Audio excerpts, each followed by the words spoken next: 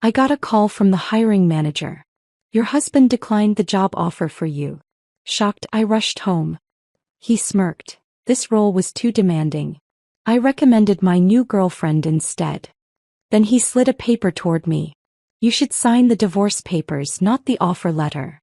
My coffee went cold on my desk as I stared at my phone, certain I'd misheard. I'm sorry, could you repeat that? I managed, my voice barely above a whisper. Mrs. Bennett, as I said, we were surprised when your husband called yesterday to decline the senior marketing strategist position on your behalf. Diane Reynolds, Horizon Marketing's hiring manager, sounded genuinely confused. He explained that you discussed it together and decided the role would be too demanding given your personal priorities. If you've ever had that moment when your world turns upside down in an instant, you'll understand exactly what I'm about to share. This story of betrayal and reclamation might just give you the strength you need for your own battles. Hit subscribe so you don't miss a single chapter of these real-life journeys of resilience and triumph. Now let's dive into how a single phone call changed everything. The world tilted beneath me. My grip tightened on the phone as a cold wave of disbelief crashed over me. 8 months of marriage, and James had never once mentioned receiving a call about my job offer. The job I'd secretly interviewed for. The escape route I'd been carefully plotting. Mrs. Bennett? Are you still there? I swallowed hard, forcing myself to sound composed. I'm here. I'm just processing this information. I understand this might be awkward, Diane continued, her professional tone tinged with sympathy. But I wanted to reach out directly since your husband also recommended we consider Serena Matthews for the position instead. He mentioned she works at his firm and would be a better fit. I found that unusual. Serena. The name hit me like a physical blow. James' coworker from accounting who had been texting him at odd hours. The woman he'd claimed was just a work friend, when I'd questioned him about her name appearing on our dinner reservations by mistake 3 weeks ago. When exactly did my husband call you? I asked, proud that my voice didn't betray the earthquake happening inside me. Yesterday afternoon around 3 p.m. Yesterday. While I was at my sister's house helping with her newborn. While I thought James was at work, he was systematically dismantling my chance at independence. Thank you for letting me know, Diane. This is unexpected. After a few more excruciating minutes of conversation, I ended the call and sat motionless, watching dust particles float through the afternoon sunlight streaming into our guest bedroom. The room I'd converted into a makeshift office to continue freelance work. The only professional lifeline James hadn't managed to sever. My hands trembled as I grabbed my car keys. I needed to confront him now, not wait until his normal arrival time. Not give him hours to construct more lies. The garage door opened with mechanical precision, revealing my sensible sedan, a downgrade from the sports car I'd owned before marriage. Another practical decision James had nudged me toward. I backed out of our driveway, nearly clipping the mailbox in my distraction. Suburban streets blurred past as my mind raced faster than my car. 8 months. How had I missed the signs? The memories came rapid fire, gaining new, sinister context with each turn of the steering wheel. Our whirlwind romance after meeting at a charity gala. His persistent pursuit, lavish gestures, and the charming way he'd won over my friends and family. Then the subtle shifts after our honeymoon. His increasing comments about my demanding work schedule, his concern about my stress levels, his suggestions that I take a break to focus on building our home. I stopped at a red light and caught my reflection in the rearview mirror, pale with wide, disbelieving eyes. Gone was the confident marketing director who had led campaigns for Fortune 500 companies. In her place sat a woman who had gradually surrendered control of her life, one seemingly thoughtful suggestion at a time. The light turned green. I accelerated, remembering the day 3 months ago when James had surprised me by paying off my car loan, effectively removing my name from the vehicle's ownership. His generous gesture now revealed itself as another invisible chain. 4 months ago, I'd started secretly applying for jobs, using my sister's address on applications. The interview with Horizon had felt like oxygen after months of drowning. I'd been careful, using library computers, creating a new email account, scheduling interviews during times James would be at work. Yet somehow he knew. I turned onto Maple Drive, our street lined with identical luxury homes purchased with identical luxury mortgages. When we'd moved in, I'd been charmed by the established neighborhood and manicured lawns. Now I saw only a beautiful cage. As I approached our house, memories of my former career flooded back. The corner office I'd earned through years of dedicated work. The team I'd built and mentored. The industry respect I'd commanded. All gradually sacrificed for a marriage that now revealed itself as a calculated power play. James had never directly told me to quit. Instead, he'd orchestrated a tapestry of small concerns. Wouldn't it be nice to have more time together? Wasn't the commute draining my energy? Didn't I deserve a break after working so hard for so long?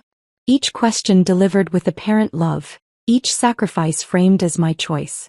I slowed as our house came into view, colonial style, dark blue shutters, and the pristine landscaping James insisted upon.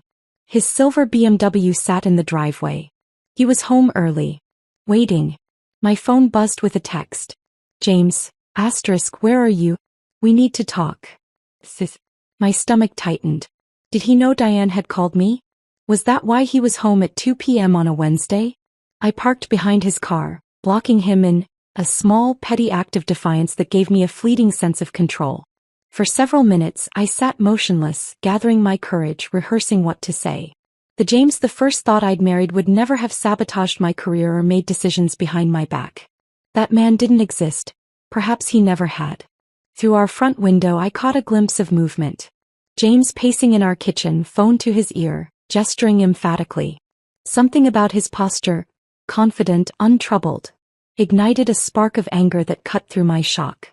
I checked my appearance in the visor mirror, wiping away a smudge of mascara and straightening my shoulders. Whatever awaited me inside that house would fundamentally change my life. I needed to face it with whatever dignity I could muster. The walk from my car to our front door felt like crossing a battlefield. Each step required conscious effort. My key turned in the lock with a familiar click that now sounded ominous rather than welcoming. As I pushed open the door, I caught the end of James' phone conversation. Don't worry about it, he was saying, his voice casual, almost amused. She doesn't suspect anything. I'll see you tonight. He turned at the sound of the door, his expression shifting seamlessly from secretive to concerned husband. The performance was flawless, and I wondered how many times I'd watched this transformation without recognizing it for what it was. Emily, he said, pocketing his phone smoothly. You're home early. I stepped into the house, closing the door behind me. The sound felt final, like the closing of a chapter. James tilted his head, studying my face with the calculating look I'd always mistaken for thoughtfulness. I got a call today, I said simply, watching his eyes for any flicker of recognition or guilt. His expression remained neutral, but his right hand, the one not holding his phone, clenched briefly at his side. It was the only tell, nearly imperceptible, but I saw it. Oh, he replied, the picture of innocence. From who? Diane Reynolds from Horizon Marketing, I replied, watching his face carefully. For a split second, his confident facade cracked. A flash of calculation crossed his features before reassembling into concerned confusion. Horizon Marketing? He echoed, leaning casually against our marble kitchen island. Why would they be calling you? The audacity of his lie rekindled the anger simmering beneath my shock. 8 months ago, I would never have tolerated such blatant deception. Back then, I was Emily Chin, marketing director at Vertex Solutions, the youngest executive in company history. My campaigns had won industry awards. CEOs sought my strategic input. Trade publications quoted me as an expert. Then I met James Bennett at a charity gala where my firm had donated significant marketing services. He'd approached me with a glass of champagne and a carefully crafted compliment about my recent tourism campaign. His knowledge of my work had impressed me. I'd later discover he'd researched me thoroughly before our chance meeting. You know exactly why they called, I said quietly. You declined a job offer meant for me. His expression shifted to gentle concern. And we talked about this. Your stress levels, the panic attacks you were having. He moved toward me, reaching for my hand. I stepped back. The panic attacks. Another manipulation. I'd had exactly one anxiety episode, after pulling 3 consecutive all-nighters for a major product launch. James had witnessed it and subsequently referenced it constantly, gradually magnifying a single incident into a chronic condition that necessitated lifestyle changes. I never applied there, he continued smoothly. There must be some misunderstanding. 6 months ago, fresh from our honeymoon in Bali, I might have believed him. The James I'd fallen for was supportive, ambitious but kind. A financial analyst who admired my career and promised partnership in all things. I interviewed with them 3 weeks ago, I said, my voice gaining strength. While you were supposedly at that conference in Denver. His eyes narrowed slightly, the first authentic reaction I'd seen. You've been interviewing behind my back? The absurdity of his indignation almost made me laugh. James. Just like you've been interfering with my career behind mine. 3 months after our wedding, the subtle changes began. His admiration for my work ethic transformed into concern about my hours. His interest in my projects became questions about whether they were worth the stress. When my boss offered me a promotion that would involve more travel, James orchestrated a weekend getaway where he convinced me we needed more time together, not less. I was trying to protect you, he said, switching tactics. You were happier after stepping back from that high-pressure environment. You said so yourself. Had I? Perhaps. But those words came after weeks of him subtly undermining my confidence, highlighting every minor workplace frustration while minimizing my accomplishments. His campaign was so gradual I'd barely noticed it happening. 2 weeks after declining the promotion, my boss hired my replacement. 3 weeks later, restructuring eliminated my position entirely. A coincidence, I now questioned.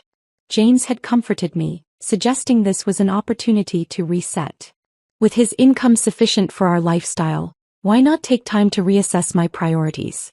My former colleagues called last month, I said, watching his reaction. They're launching a new agency and wanted me on the founding team. His jaw tightened. Those calls upset you. You were restless for days afterward. I was restless because I realized how much I missed my work, I countered. How much I missed being valued for my mind, not just for keeping our home perfect. The isolation had been so gradual. First, James suggested we move to this upscale neighborhood, beautiful but a 40-minute drive from my closest friends. Then came his subtle criticisms of my college roommate. Always seems to call when we're having dinner. My mentor, doesn't she seem a bit competitive with you? My sister, so negative about her marriage. One by one, my connections weakened. Holiday cards replaced weekly coffees. Texts replaced phone calls. James filled the void with his friends, his colleagues, his preferences. That's unfair, he said, expression hardening. I've supported you taking time to find what truly makes you happy. What makes me happy is what's always made me happy. Building campaigns that resonate, leading teams, solving creative problems. My voice was steady now, fueled by the clarity that comes with recognizing a fundamental truth. You never supported that. You systematically dismantled it. 3 weeks ago, using my sister's computer, I'd applied to Horizon Marketing's senior strategist position. Their rapid response suggested my reputation hadn't completely faded. The interview, conducted during James' supposed late meeting, had felt like rediscovering a vital part of myself. You're being dramatic, James said dismissively. I've done everything to make your life easier. By controlling every aspect of it? I challenged. By isolating me from my support network? By making financial decisions that leave me dependent on you? His expression changed, the mask slipping to reveal something cold and calculating. You want to talk financial decisions? The joint account I established to simplify our lives? The investments I manage for our future? The mortgage I qualified for? Each supposed benefit now revealed itself as a carefully laid trap. I no longer had independent accounts. My name wasn't on our home's deed despite my contribution to the down payment. Another paperwork simplification, James had suggested during closing. I earned 6 figures for 5 years before meeting you, I said. Where did that money go, James? To our life together, he replied smoothly. To building something meaningful. But I'd been rebuilding too secretly. The Horizon position would have been my foundation. A salary comparable to my previous role. Healthcare benefits. A 401k with matching contributions. Financial independence. And James had known exactly what that meant. How did you find out about the offer? I asked. A flicker of something, pride, crossed his face before he controlled it. Does it matter? What matters is we make decisions together as a team. Like your decision to recommend Serena for my position? At this he finally stilled, calculation visible behind his eyes. The choreographed husband routine vanished entirely. "So that's what this is about," he said quietly. His voice had changed completely.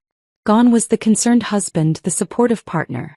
In his place stood a stranger with my husband's face, watching me with cool assessment. "James, that's exactly what this is about," I said, finding strength in finally confronting the truth. "Diane mentioned you recommended Serena for the position. Your coworker Serena. The same Serena whose name appeared on our dinner reservation last month." James' lips curled into a slight smirk. The expression was so foreign on his face that I almost didn't recognize him. He straightened his posture and glanced at his watch, a casual gesture that somehow communicated I was now on his timetable, not the other way around. "You weren't supposed to find out like this," he said, sounding more inconvenienced than apologetic. "I had it all planned for tonight." "Planned what exactly?" Instead of answering, he walked to his briefcase on the counter, the expensive leather one I'd given him for Christmas, and retrieved a manila envelope. My stomach clenched as he placed it on our kitchen island, the same sleek marble surface where we'd shared breakfast that morning, where we'd planned our dream vacation to Greece last week, where he'd kissed me goodbye 7 hours ago, promising to pick up dinner on his way home. "Serena and I have been seeing each other for 3 months, he said matter-of-factly, as if discussing a business transaction. "She understands my ambitions in a way you never could." The casual cruelty of his words hit me like physical blows. 3 months. While I was cooking his favorite meals. While I was redecorating our home office to his specifications. While I was attending his company functions and charming his colleagues. "And the job at Horizon?" I managed to ask. "A convenient opportunity." He shrugged. "Serena's been looking to move from accounting into marketing. Your background made that position perfect for her. Once I explained to the hiring manager that you weren't interested." The calculated nature of his betrayal was breathtaking. He hadn't just cheated, he'd actively sabotaged my future to benefit his mistress. "Why not just divorce me?" I asked, genuine confusion breaking through my anger. Something flickered in his eyes, a hint of the calculation that I now realized had always been there. "Divorces are messy. I wanted to ensure certain arrangements were in place first." My gaze fell to the manila envelope. He nudged it toward me. "Divorce papers," he confirmed. "Already drafted. My lawyer assures me they're quite reasonable given the circumstances." "What circumstances?" My voice sounded distant even to myself. "Our prenuptial agreement specified fidelity. Since you've been pursuing employment without my knowledge or consent, against our agreed arrangement, you've breached our contract." His tone was almost bored. Section 3, paragraph 2. You can check if you'd like. The prenup. The document his family's lawyer had presented days before our wedding. The one James had assured me was standard protection, given his family's assets. The one I'd signed without having my own attorney review it because I trusted him implicitly. "You manipulated me into leaving my job," I said, the pieces clicking into horrifying place. "You isolated me from my support system. You controlled our finances. And now you're trying to claim I violated our agreement by simply trying to work again." His smile was chilling in its confidence. "Your signature is on every document, Emily, including the post-nuptial amendment stating that career decisions would be made jointly. The amendment, 6 months ago, presented as a simple update while we refinanced our mortgage. I'd signed it along with a dozen other documents, trusting him to explain anything important." "That can't be legal," I whispered. "Ask any attorney. I'll even pay for yours. It's in the settlement offer." He gestured to the envelope. $10,000 for legal fees. Very generous under the circumstances. I stared at the man before me, searching for any trace of the person I thought I'd married. There was nothing. No remorse, no conflict, not even the satisfaction of victory. Just efficient execution of a plan. "Did you ever love me?" The question escaped before I could stop it. He seemed to consider this, tilting his head slightly. "You were an excellent choice at the time. Successful, well-connected, physically attractive. The perfect accessory for the life I was building." His gaze became appraising. "But Serena is younger. More flexible in her ambitions. More aligned with my long-term goals." Each word stripped away another layer of the fiction I'd been living in. This wasn't a relationship that had failed. It was a calculated deception from the very beginning. How many others were there? I asked, my mind racing through suspicious late nights and unexplained weekend conferences. Does it matter? He checked his watch again. I have dinner reservations at 7. I'd appreciate it if you could review the papers now. I didn't reach for the envelope. Instead, I looked around our kitchen. The expensive appliances I'd researched for months. The custom cabinets I'd selected. The family photos I'd carefully arranged. All part of an elaborate stage set for a performance of domestic bliss. You never intended this to last, I realized aloud. I was just a stepping stone. Everyone is a stepping stone to someone, Emily. He slid the envelope closer to me. This offer expires at midnight. After that, things become considerably less generous. My hands trembled as I finally picked up the envelope. Inside was a thick document with yellow sticky tabs marking signature lines. Flipping through, I caught fragments of legalese. Waives all rights, forfeits claim to, agrees not to pursue. A single paper-clip check was attached to the final page, $10,000. The price James had calculated for my dignity. At the back of the document was a summary page with 2 signature lines. The first, marked with an X, was for me. The second already bore James' confident signature, the same one I'd watched him practice on our marriage license. You've been planning this for weeks, I said, the timeline becoming clear. The job offer was 3 weeks ago. You've known since then. I've known we weren't compatible for much longer than that, he corrected. The horizon opportunity simply accelerated my timeline. He reached into his pocket and slid a pen across the island. It was the Mont Blanc I'd given him for his birthday, engraved with his initials and "Forever yours." Sign the papers, Emily. Not the job offer. His smirk returned, satisfied with his clever parallel. One signature and you can start fresh. $10,000 is enough for a decent apartment while you figure things out. Something cold and clarifying washed over me. The man before me had orchestrated my professional dismantling, my financial dependence, my social isolation, all while planning his seamless transition to a younger, more flexible replacement. He'd weaponized my trust, used my signature against me, and now expected me to quietly accept defeat. I reached for the pen, my fingers closing around the cool metal that once symbolized our future. James' expression shifted toward satisfaction. Where should I sign? I asked quietly. Just initial here. James pointed to the first tab, and sign on the last page. I held his Mont Blanc pen, feeling its weight in my hand. The pen that had once represented his love now symbolized his betrayal. But instead of signing, I slipped it into my pocket. I think I'll need to review these documents more carefully, I said, gathering the papers. Perhaps with my own attorney. A flash of irritation crossed his face. The offer expires at midnight, Emily. Then I have approximately 5 hours, I replied, surprised by my own composure. If you'll excuse me, I need some time alone.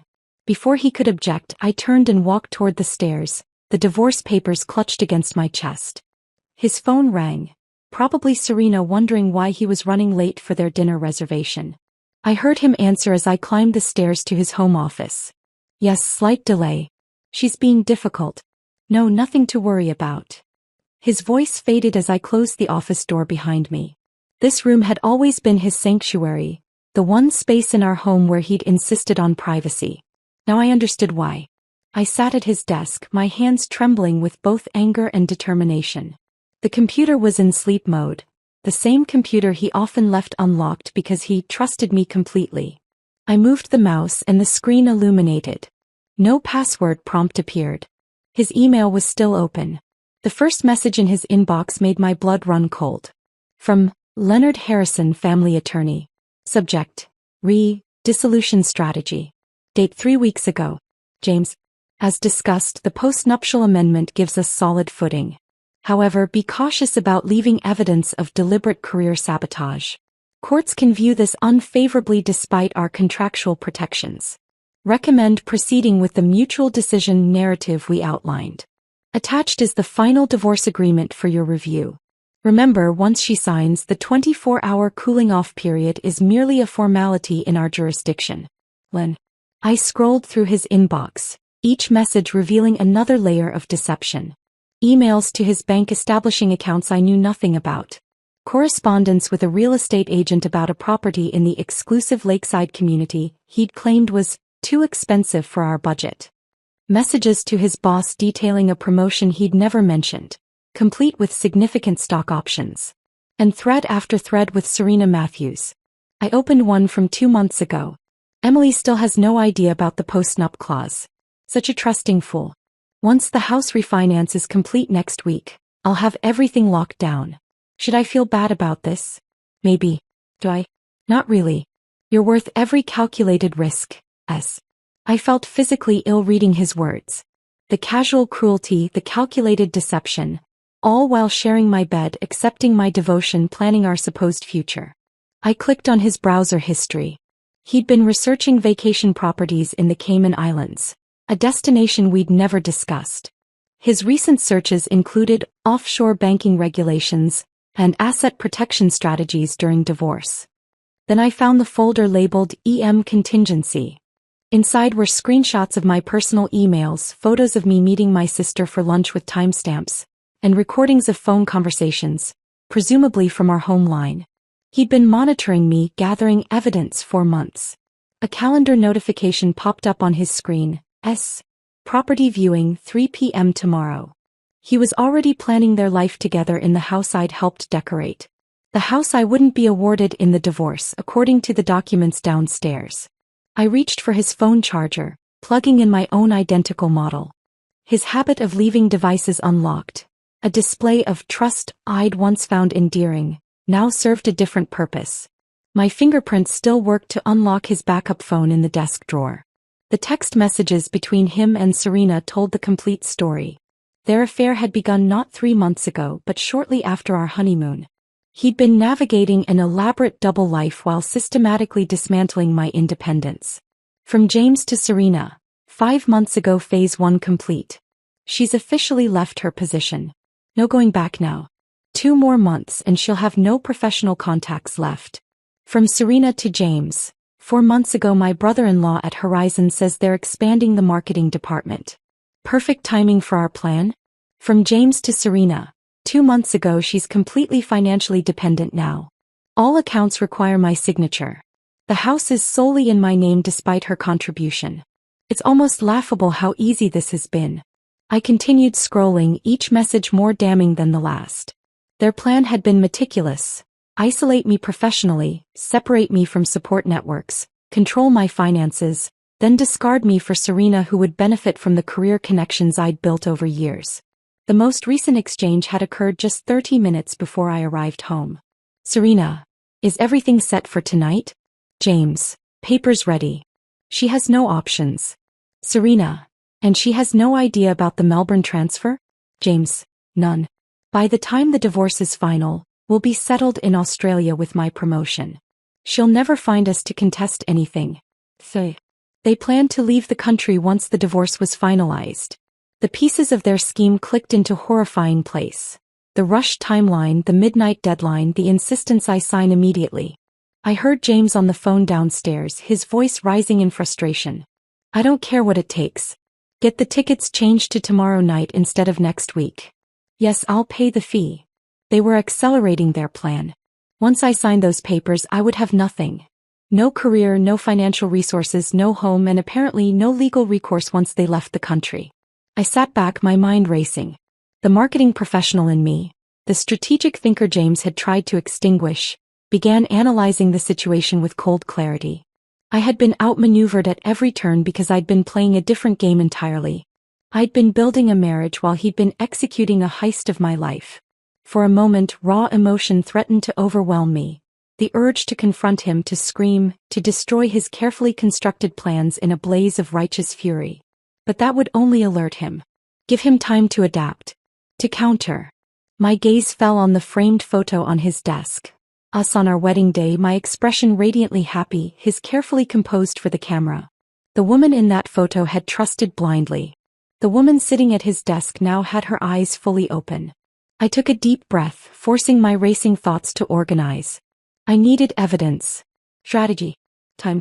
Most of all, I needed him to believe he'd won until I could secure my position. Emily. His voice called from downstairs. Have you made a decision? I'm running late. I gathered the papers and stood, straightening my shoulders. The anger still burned, but now it fueled something more powerful: determination. James had underestimated me once. He wouldn't get the chance to do it again. Coming, I called, my voice perfectly calibrated to sound defeated. I've decided what to do. I descended the stairs, divorce papers in hand, my face carefully composed into a mask of resignation. James stood by the front door, car keys in hand, impatience radiating from his perfectly tailored suit. I'll sign, I said softly, but I need time to process this. Could we do it tomorrow? I promise I won't contest anything. His eyes narrowed, assessing the sincerity of my defeat. I kept my gaze downcast, shoulders slightly hunched, the body language of someone broken. After a moment, he nodded, apparently satisfied with what he saw. Fine. Tomorrow morning. I've cancelled dinner to deal with this situation. He checked his watch. I have calls to make. Don't disturb me. As he brushed past me toward his office, I caught the faint scent of unfamiliar perfume. Another piece of evidence. I'll make something for dinner, I offered, playing my part. He didn't bother to respond, already dialing Serena to no doubt update her on the delay. I moved to the kitchen and began mechanically preparing a meal neither of us would eat. The rhythmic chopping of vegetables helped order my thoughts as I outlined my strategy. I needed 3 things: evidence, resources, and time. James and Serena had spent months orchestrating my downfall. I would need to be equally methodical in planning my response. That night I barely slept, my mind cataloging assets and planning countermoves. By morning I had transformed our guest room closet into an impromptu command center. Inside an innocuous box labeled winter linens lay the beginnings of my documentation system. Photographs of James' emails, screenshots of text messages, and notes detailing his financial manipulations. I disguised my evidence gathering as routine housekeeping, knowing James' dismissive attitude toward domestic labor would work in my favor. I'm organizing our household files, I announced over breakfast the next day, my voice deliberately dull. Where should I put these insurance papers? James barely looked up from his phone. Whatever you think best. That's your department. The boring administrative tasks he'd relegated to me became my cover. Each day I documented more evidence under the guise of household management. I created a detailed spreadsheet ostensibly tracking our household expenses. In reality, mapping every financial account I could identify, including the hidden ones I'd discovered in his emails. I signed the divorce papers as promised, but with a barely perceptible modification to my signature. Enough that I could later claim duress if needed. James, in his arrogance, didn't notice. He filed them immediately, starting the clock on our dissolution. I had precisely 90 days before the divorce would be finalized under our state's laws. I might reconnect with some old friends, I mentioned casually one evening. Since we're separating, I could use the emotional support. Good idea, he agreed, not looking up from his laptop. As long as you maintain our privacy. Family matters should stay private. His condescension was my opportunity. I reached out to Mira, my former creative director, suggesting coffee, just to catch up. We met at a cafe far from our neighborhood, where I carefully steered the conversation toward mutual connections. Actually, I've been thinking about freelancing again, I said, my voice deliberately hesitant. Just small projects while I figure things out. Myra's enthusiasm was genuine. Are you kidding? Clients still ask about you. The Westfield campaign you led is still referenced in industry meetings. I blinked back unexpected tears. Really? I thought everyone would have forgotten me by now. Impossible, she assured me. Want me to put out some feelers? Nothing formal, just letting people know you might be available. Thus began my careful rebuilding of professional connections. Each coffee meeting, each casual industry lunch was meticulously planned to avoid James' notice. I scheduled them during his standing meetings, kept my conversations off our home network, and maintained my outward appearance of a wife coming to terms with her failed marriage. The financial independence piece was trickier. James monitored our joint accounts, and any significant withdrawals would alert him. Instead, I began a campaign of microscopic actions, purchasing groceries slightly over budget and requesting cash back in small amounts. selling unused household items for cash through local consignment stores, offering to do small marketing consultation projects for Myra's connections, asking to be paid in cash to avoid tax complications during my divorce. Each cash payment went into a safety deposit box at a credit union where James had no connections. I opened it under my maiden name, using my sister's address. The growing emergency fund represented freedom, however modest. Reconnecting with my sister required particular caution.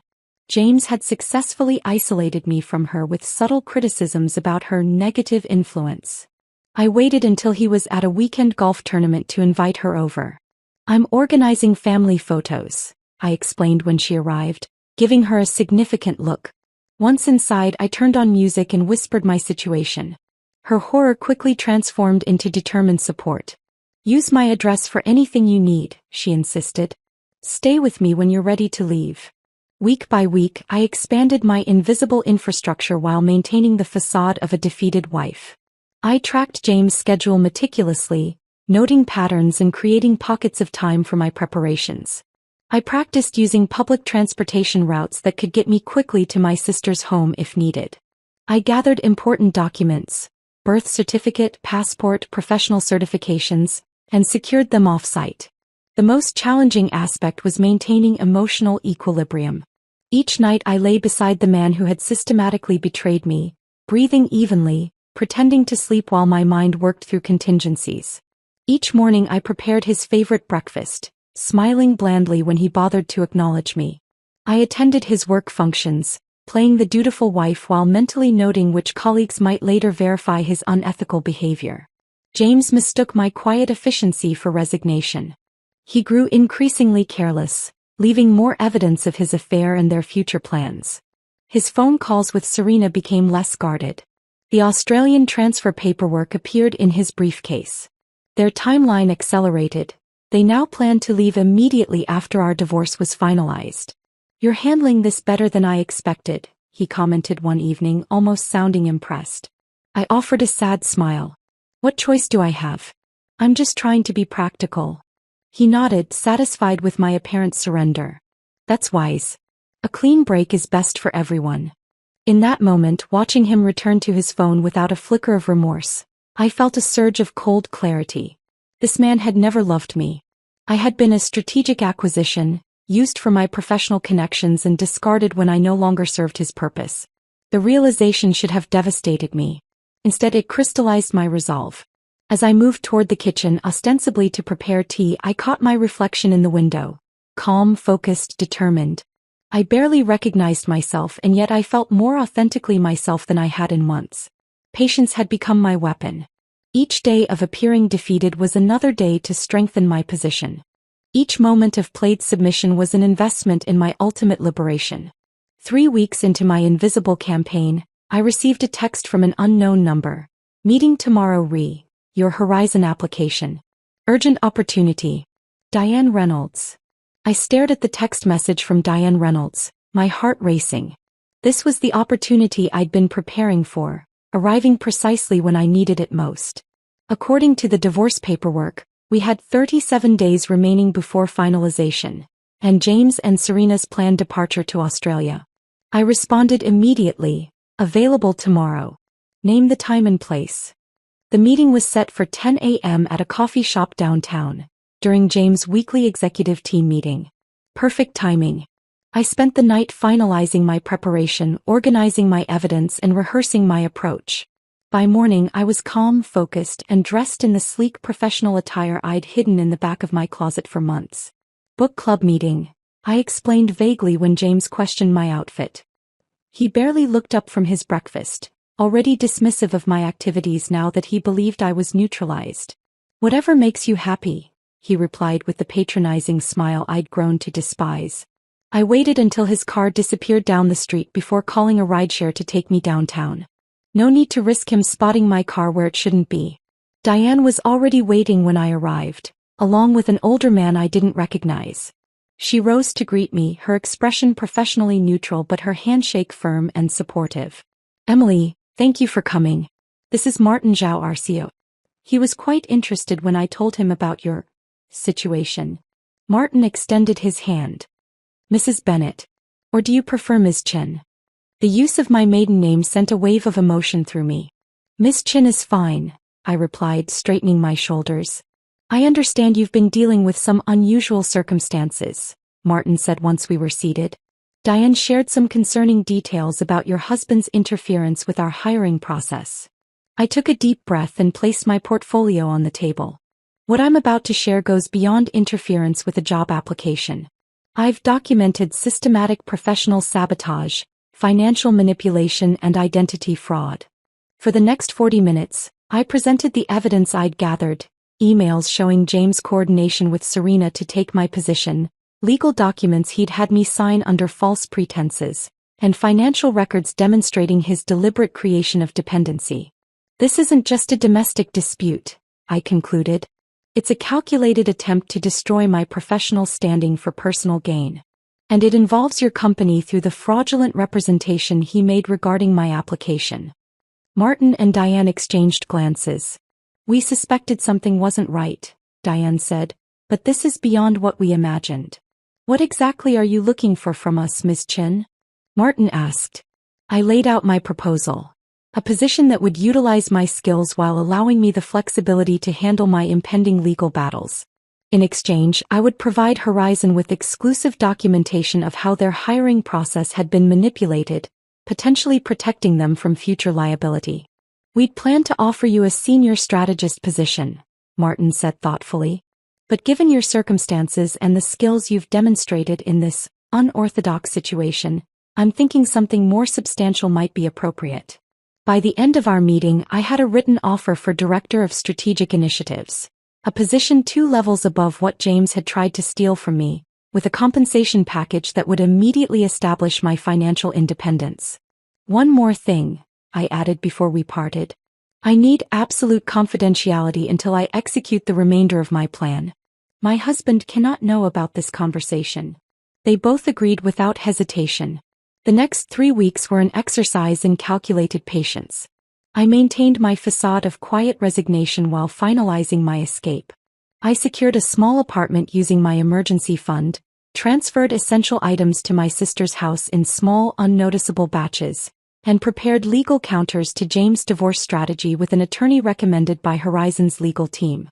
The day before our divorce would be finalized, and 1 day before James and Serena's scheduled flight to Melbourne, I executed my plan.